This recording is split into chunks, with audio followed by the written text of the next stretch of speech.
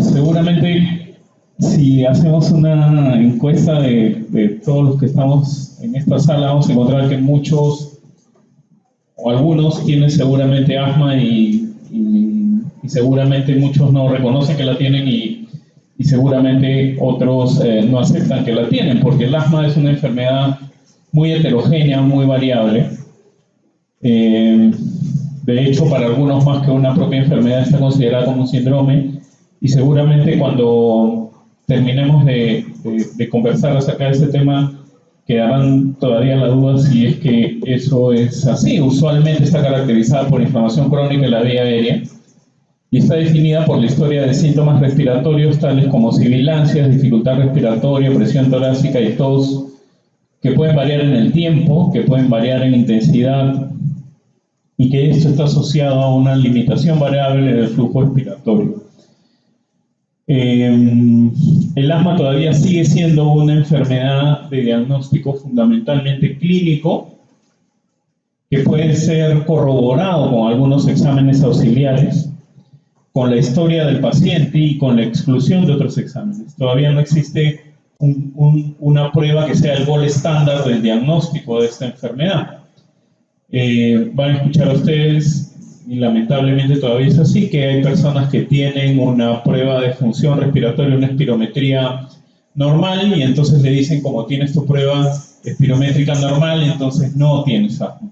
Pues eso es un error, porque la mayoría de pacientes asmáticos, cuando no tienen síntomas, tienen pruebas de función respiratoria normal, a pesar de que lo sean. Pásame la siguiente. Hay muchísima gente en el mundo que sufre de asma. A pesar de que el diagnóstico del asma es cada día más fácil, a pesar de que se reconoce también de que la medicación ha mejorado muchísimo, todavía hay más de 300 millones de personas en el mundo que tienen asma bronquial. Los costos que genera el asma bronquial siguen siendo altísimos. La siguiente. Y las muertes por asma, hay personas que todavía creen que uno no se puede morir por asma, realmente todavía son importantes, y los rasgos de prevalencia en el mundo varían desde 1 hasta el 18%. La siguiente. ¿Qué es lo que sucede? Hay todavía, y ustedes pueden ver que nuestro país está también dentro de los países que tienen muchísima prevalencia de asma bronquial. La siguiente. En los países más pobres, que tienen una rápida urbanización, las tasas de desarrollo de asma bronquial se han venido incrementando. De hecho, ustedes pueden revisar que hace 2 años en una publicación en British Medical Journal acerca de un estudio hecho acá en el Perú por el grupo Crónicas, que está hecho en una población urbana acá en Lima, en una población semiurbana en Puno, una población rural en Puno y una población rural en Tumbes. Y van a encontrar que las tasas de asma están por encima del 14% para Lima y por debajo del 7% para las zonas rurales. Lo cual indica que la urbanización en general, en la utilización de elementos que favorezcan la urbanización, está íntimamente ligada a estos incrementos. El asma es actualmente la 25ª causa de disabilidad ajustada a años de vida, y esto está en base al único estudio de carga de enfermedad que hay en el Perú del año 2012, hecho por el doctor Velázquez. Y si ustedes buscan hoy día en Medline, asma y Perú, van a encontrar más o menos 50 artículos. Y de acuerdo al ISAC, el ISAC es un estudio de encuestas que se hace fundamentalmente para niños y jóvenes, a los cuales no les dicen si eres asmático o no eres asmático, sino les pasan una serie de preguntas y además películas que hacen que se identifiquen o no con esos síntomas. Ese estudio de ISAC, el primer estudio de ISAC fue hecho en Surco, aquí en Lima, y encontró que la tasa de asma era del 28%, la número 4 del mundo. Entonces, a pesar de todo eso, el diagnóstico de asma, sin embargo, sigue siendo, para estudios, para población en general, sigue siendo desafiante. Pásame la siguiente. Y lo que les quiero decir, este es uno de los estudios de los que les hablaba, la siguiente. Y ustedes pueden ver acá que esas tasas están para Lima alrededor del 14%, y esto ya es en adultos, ya no es en niños y jóvenes. La siguiente. Lo que les quiero decir es que hay muchísima asma, y que acá, y no solamente en Lima, en general en el Perú hay muchas personas con asma. El asma es la mayor causa de ausentismo escolar y laboral, y los gastos que origina de cuidados de salud es muy alto, es más alto. Los gastos en general por asma bronquial suelen ser más altos que los de tuberculosis o los de VIH e incluso los de diabetes. La siguiente. Las economías desarrolladas gastan más o menos entre el 1 y el 2% del presupuesto de su salud en asma, y el asma poco controlada o mal controlada, todavía peor, es mucho más cara, y la inversión en medicación preventiva es probablemente lo que produzca una buena disminución en costos, porque de esa manera los pacientes no van a hacer crisis y no van a ir a la emergencia, y por lo tanto los costos van a disminuir. Esto es lo que les decía el estudio de carga de enfermedad. La siguiente. Para los americanos, por ejemplo, la crisis de asma es la causa número 11 de visitas al departamento de emergencia. En algunos hospitales de acá de Lima, por ejemplo, en el hospital Carrión, es la causa número 3 de visitas de emergencia. De 1.5 millones de visitas de la emergencia por asma, del 20 a 30% van a requerir hospitalización. Los costos directos de esta enfermedad son más mayores que los indirectos. Las hospitalizaciones y las visitas a la emergencia constituyen el 50% de estos costos, y el costo del manejo de un paciente en crisis es más o menos 4 veces lo que es el costo de un paciente sin crisis. Las definiciones de asma bronquial son muy antiguas realmente. Es una enfermedad reconocida de mucho tiempo. Sir William Osler, que es considerado el padre de la medicina interna moderna, ya lo describía hace más de un siglo así, y si yo les repito todo lo que dice aquí hoy día, se van a dar cuenta al final de esta charla que es prácticamente lo mismo. Espasmo de los músculos bronquiales, hinchazón de la membrana de la mucosa bronquial, una forma especial de inflamación de los bronquiolos con tapones de expectoración pequeños que son los llamados cristales de Cruzman. Fiebre del heno tiene mucha similitud con asma. La afección corre en familias, hay una tendencia familiar sin duda. Es frecuente que empiece en la niñez y a veces continúa hasta la vejez.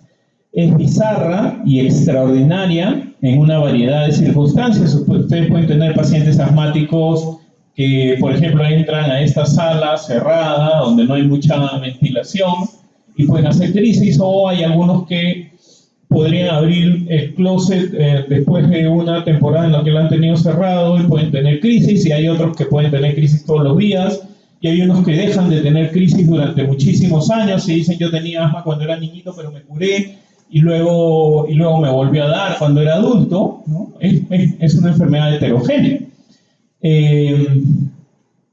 Lo cual a veces induce paroxismo, clima, miedo, dieta, infecciones virales, y tiene el esputo como distintivo de una masa redonda gelatinosa como perlas, que son los espirales de Kurzman, y cristales octaédricos, que son los cristales de Leydig también.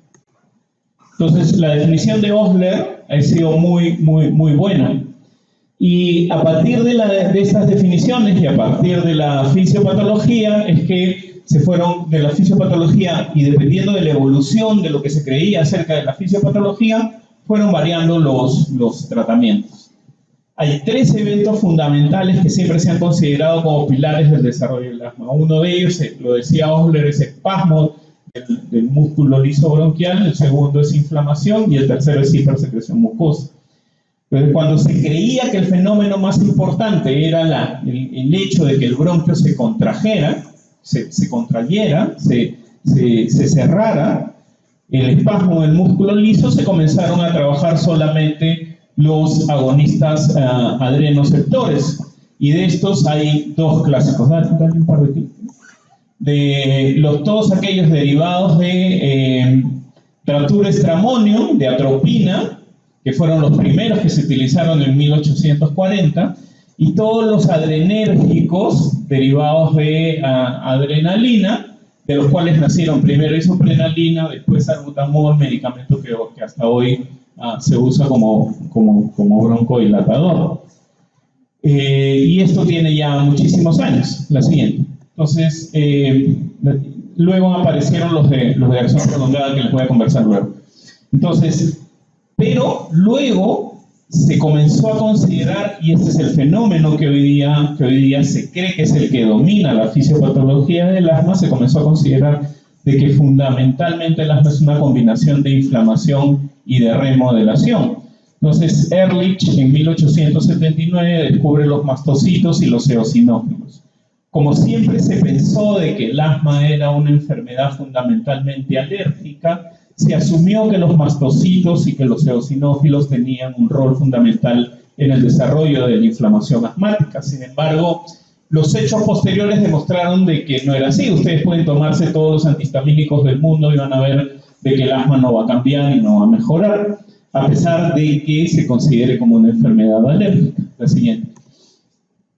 Entonces, luego apareció Prausnitz en 1800, que vivió desde 1876 a 1963 y descubrió una sustancia que llamó reagina, que era capaz de transferir sensibilidad de un alergeno específico de un individuo a otro.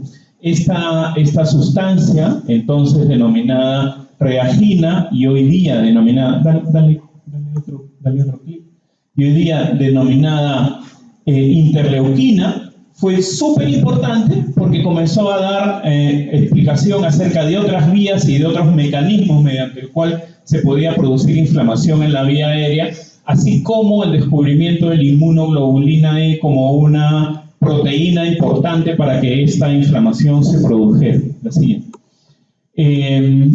A finales de los 80, John Pepys y Barry Kay descubrieron y describieron por primera vez el entendimiento de la cascada alérgica y concluyeron de que había una fase temprana de la respuesta alérgica, que es lo que sucede fundamentalmente con los pacientes asmáticos cuando, por ejemplo, tienen una crisis, se desencadena una cascada alérgica, digamos, aguda, y luego una posterior. Entonces el paciente llega a la emergencia, lo nebulizan, le ponen un corticoide y usted dice, ya está feliz, vete a tu casa, y no se dan cuenta de que esa cascada alérgica va a hacer que en el tiempo tardío esos pacientes vuelvan a tener inflamación y se les vuelva a cerrar el pecho y vuelvan a tener síntomas. La siguiente.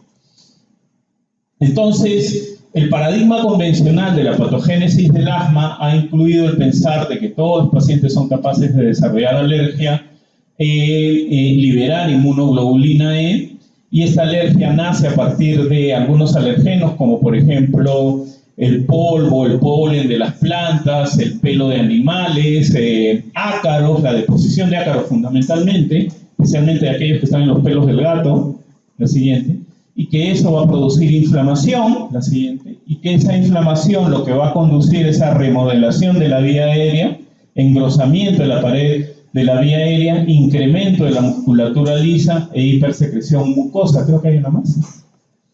Y esto va a conducir a hiperreactividad bronquial, es decir, de que el bronquio se va a cerrar de manera exagerada frente a estímulos que a otras personas no le van a producir absolutamente nada. La siguiente. Entonces el tratamiento en los últimos tiempos ha ido dirigido directamente hacia prevenir o suprimir la inflamación. Y ese tratamiento dirigido a disminuir o suprimir la inflamación está dado fundamentalmente por el uso de corticoides. Que hoy día la mayoría de ellos son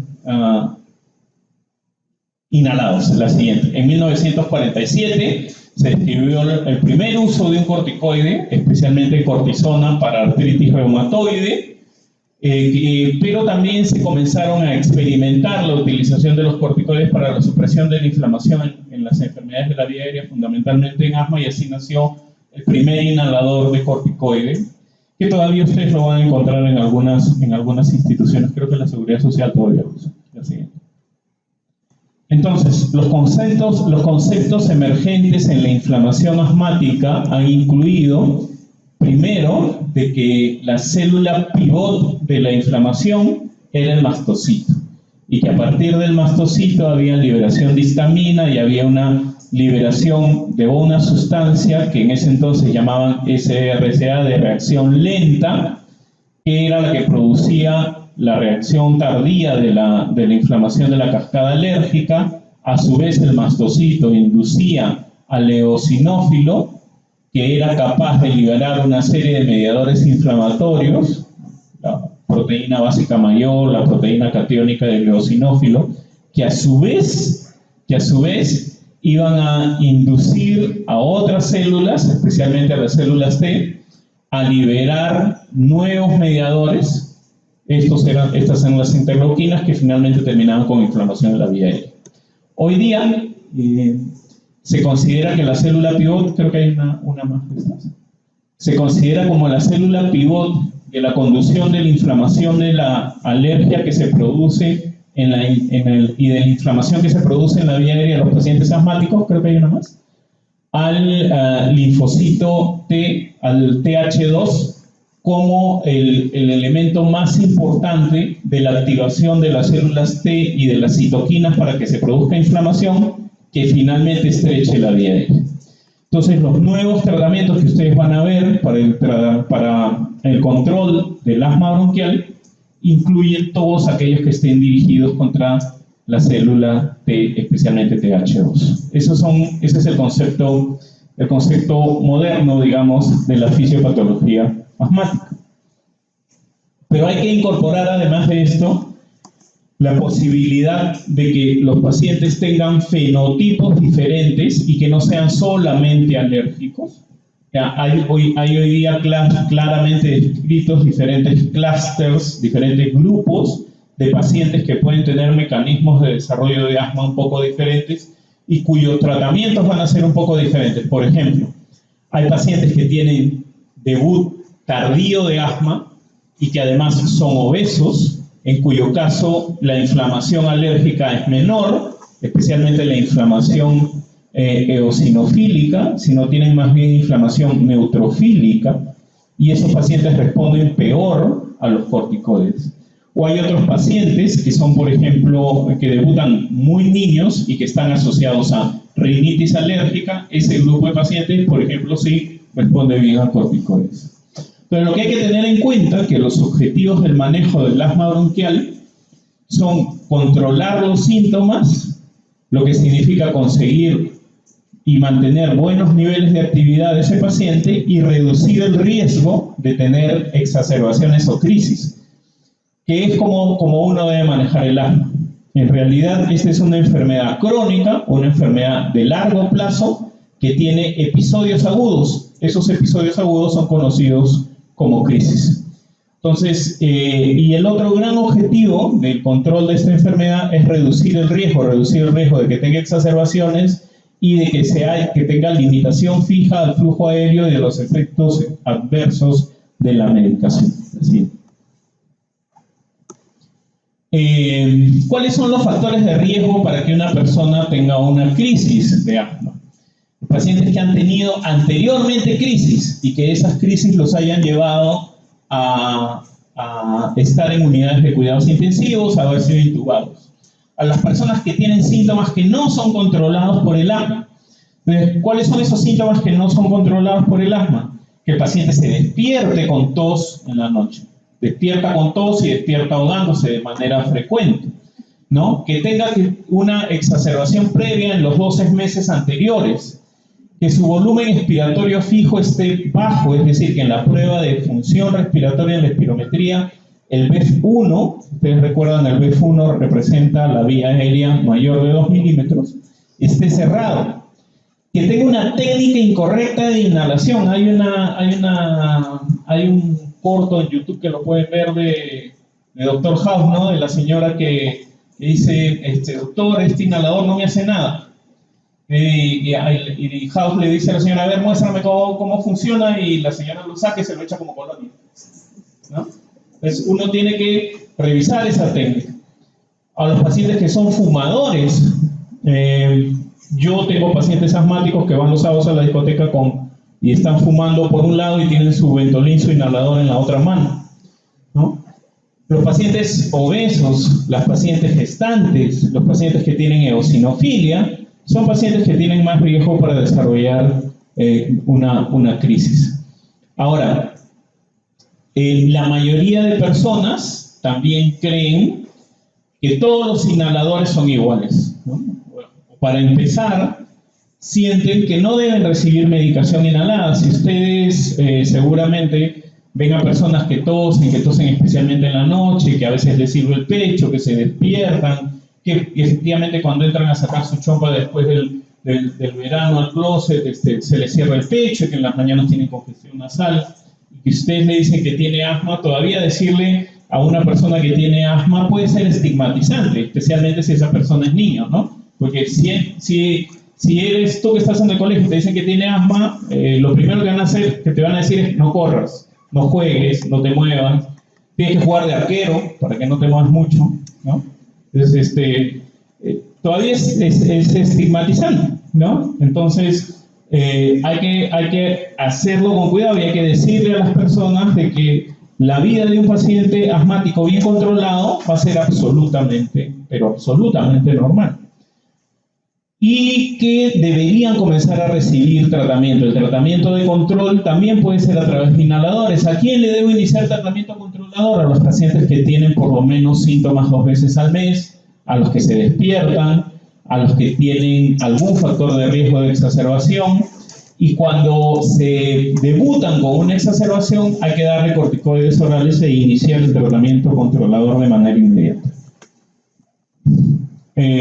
Entonces, hay una iniciativa global para el manejo del asma. Muchos de ustedes seguramente habrán escuchado que hay unas guías que se llaman GINA para el asma, ¿no? ¿Qué es el GINA? El GINA es una asociación de médicos de más de 140 países que se reunieron inicialmente hace más o menos 17 años para encontrar puntos comunes en el diagnóstico y manejo y tratamiento del asma bronquial. Entonces, todos los años este grupo se reúne para dar recomendaciones respecto al manejo de la enfermedad. ¿Y por qué lo hicieron? Porque, como ven, es una enfermedad muy prevalente, porque es una enfermedad que genera costos muy altos, pero que además era muy heterogénea en su manejo. Entonces, cada quien creía que podía manejarla como podía. Pero lo que ha generado hoy día en GINA es de que haya un ordenamiento mayor y escalamiento para el tratamiento del asma. Antes el asma se catalogaba, por ejemplo, por severidad. Hoy día se cataloga por sus niveles de control. Y en estos niveles, de acuerdo a estos niveles de control, uno inicia los tratamientos de manera escalonada. Por ejemplo, para personas que solamente tienen tos o les sirve el pecho de manera ocasional, uno solo debe utilizar broncodilatadores a demanda cuando el paciente tiene tos o le sirve el pecho. Pero cuando tienen pacientes que ya tienen síntomas persistentes, lo que hay que iniciar ya es tratamiento controlador, y el mejor tratamiento controlador es los corticoides inhalados, especialmente a baja dosis.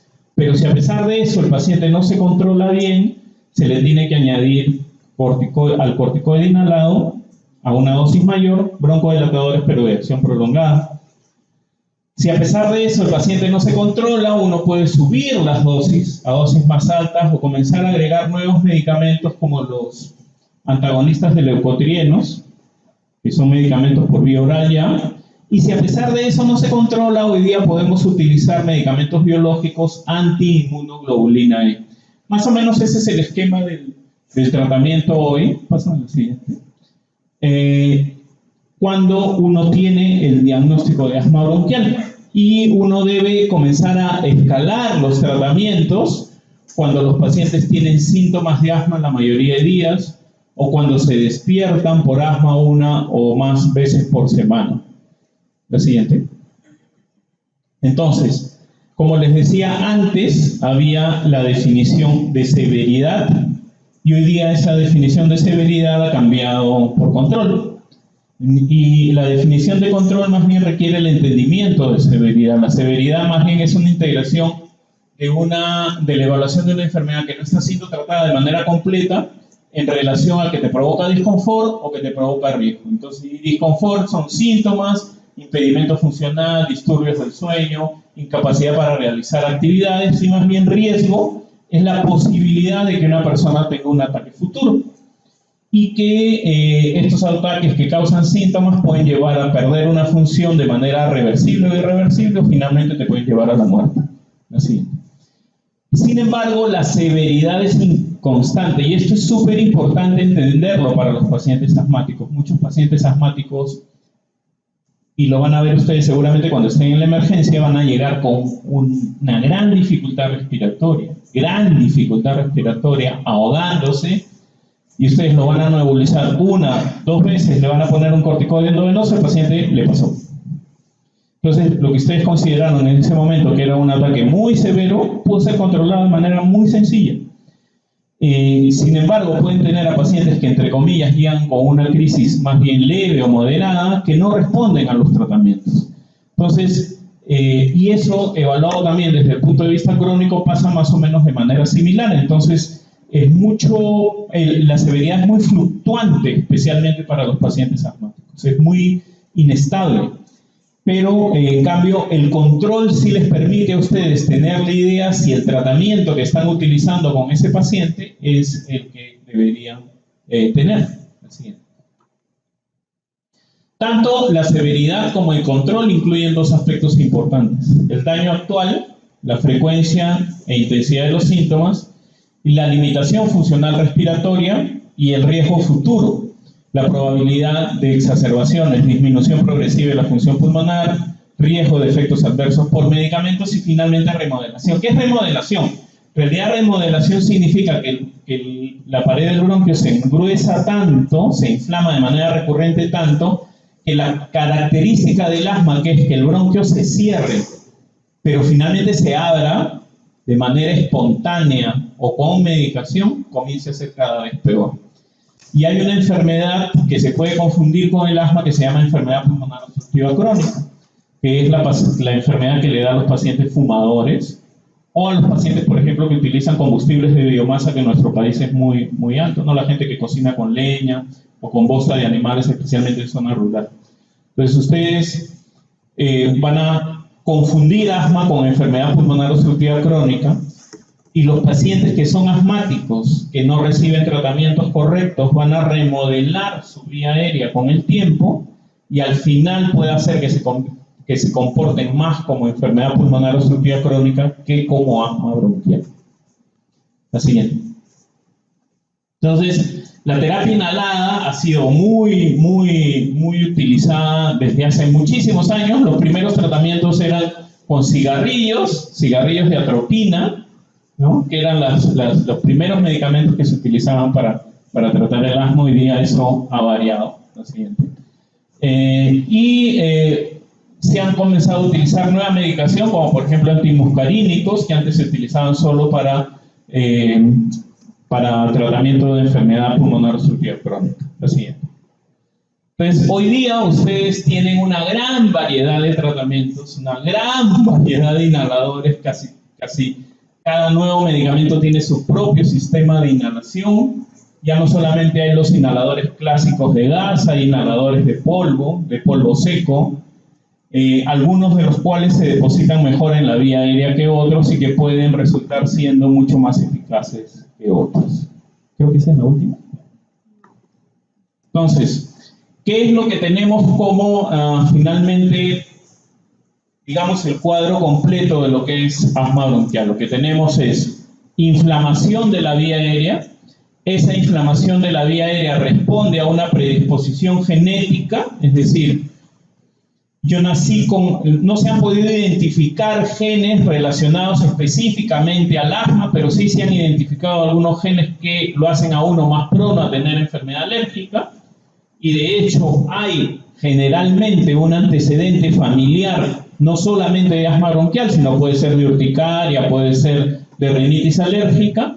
Hay exposición medioambiental. Tengo mi gato, mi gatito que duerme conmigo además en la noche en mi cuarto, ¿no?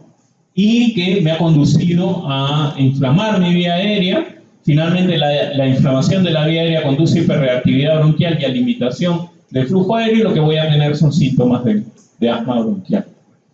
¿Okay? Los corticoides inhalados lo que van a hacer es actuar a un nivel de un receptor y van a reducir la expresión del gen inflamatorio para atenuar la inflamación de la vía aérea. Los corticoides inhalados han resultado ser muy útiles para el tratamiento de control del asma bronquial y son realmente la piedra angular del tratamiento. Son seguros, ¿no?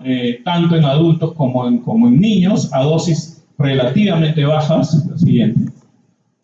Y la respuesta en niños también puede ser tan buena como la de los adultos. La siguiente. Estas respuestas sí están relacionadas a la dosis. Para este caso de uno de los corticoides inhalados, la mejor dosis está entre 400 y 800 microgramos. Y el riesgo, porque una de las cosas que uno siempre le dicen, oye, pero si utilizo corticoides, voy a suprimir mi cortisol, el niño no va a crecer, me voy a fracturar. El riesgo de que eso suceda a dosis bajas es relativamente pobre. Y actúan además rápidamente, con lo cual tenemos una ventaja adicional. La siguiente. Esto es válido tanto para la población adulta como para la población pediátrica. La siguiente. La siguiente, eso es lo mismo. Todos estos son lo mismo. ¿Okay? Entonces, los corticoides van a ser muy útiles, como les digo, en el tratamiento de control de asma bronquial.